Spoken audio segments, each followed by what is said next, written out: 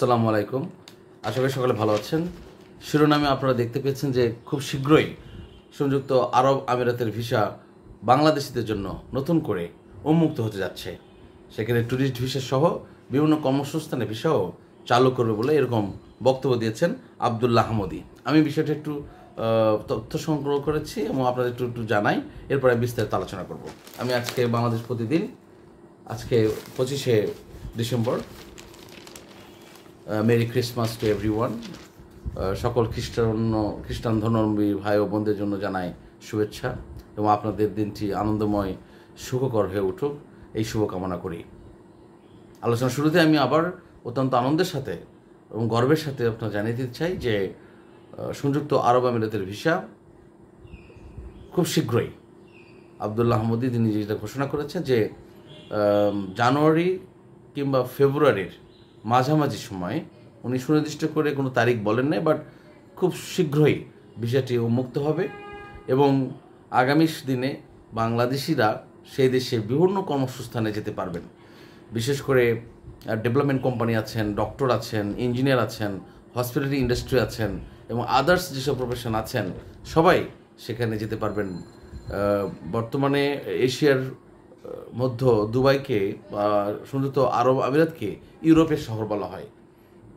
এখানে বিশ্বের প্রায় সব দেশের স্কিল এমপ্লয়ি এখানে জব করছেন। অত্যন্ত ভালো একটা পরিবেশ সেখানে। আমি ওখানে 5.5 বছর ছিলাম। আটলান্টিস দ্য পাম দুবাই ছিলাম। একটি সুশৃঙ্খল জীবনযাপনের জন্য, একটি উন্নত জীবনযাপনের জন্য one of the best country is UAE, united Arab Emirates. সুতরাং তবে আপনি অবশ্যই খেয়াল রাখবেন যে কারো দ্বারা প্রতারিত হবেন না। অবশ্য আমি বাংলাদেশ থেকে যাওয়ার সময় আমার কোনো টাকা পয়সা লেগেছিল না, কারণ আমি যে কোম্পানিতে গিয়েছিলাম, Atlantis the palm Dubai, one of the largest hotel in Dubai. It's have 1539 rooms plus 5,000 employees and world renowned hotel.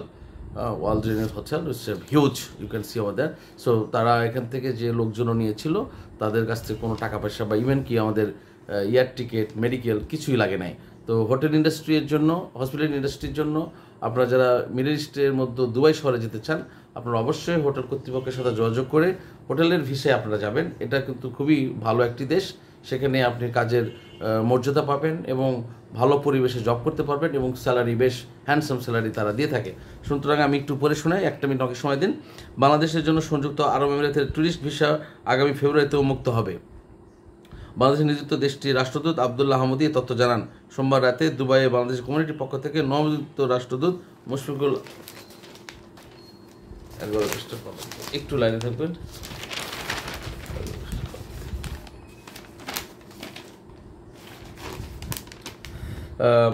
Fazal Ansari সংবর্ধনা অনুষ্ঠানে উপস্থিত হয়ে তিনি ঘোষণা দেন। ইঞ্জিনিয়ার মোয়াজ্জেম হোসেন উপস্থিতিতে অনুষ্ঠানে বক্তব্য রাখেন জাকির হোসেন, ডক্টর রেজা খান, ইঞ্জিনিয়ার এম.এস খালাম, দুবাইয়ের ভারপ্রাপ্ত কনসাল জেনারেল আশফাক হোসেন প্রমুখ। আবদুল্লাহ আহমদী বলেন, আগামী জানুয়ারি বা ফেব্রুয়ারি মাঝামাঝি সময় বাংলাদেশিদের জন্য আমিরাতের ভিসা জটিলতা দূর হবে, চালু হবে ভ্রমণ সহ সব ধরনের ভিসা। আবদুল্লাহ আহমদী বলেছেন ভ্রমণ সহ সব ধরনের ভিসা সেখানে চালু হবে। আচ্ছা, আগে যেখানে আমিরাতে 7 থেকে 8 লাখের মধ্যে ছিল, বর্তমানে সেখানে 12 লাখ ছাড়িয়ে গেছে।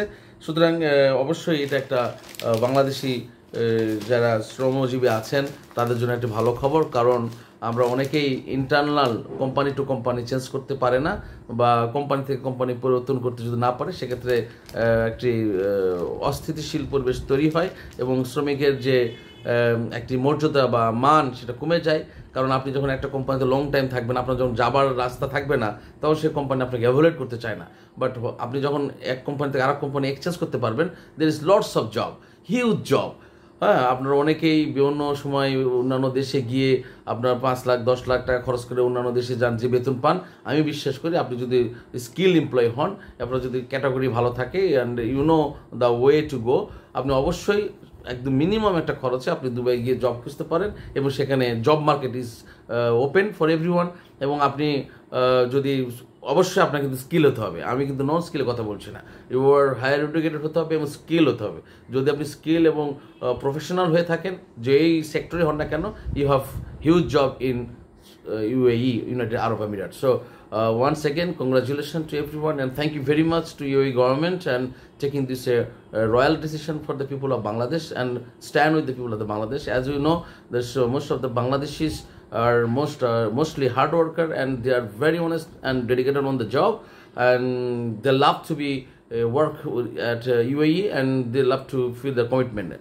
As long I have advice to everyone, please, when you stay in UAE, you have to follow the country rules and regulation. Every countries have own rules and regulations, so you have to obey, you have to respect, and you have to follow the own country community guidelines. So this is our mandatory, and this is our main responsibility. So thank you very much once again. Congratulations, and I hope the skilled employee of the Bangladesh have get the large option to get the better employment and good opportunity for work and for better future. Thank you so much. Thank you again. Thank you.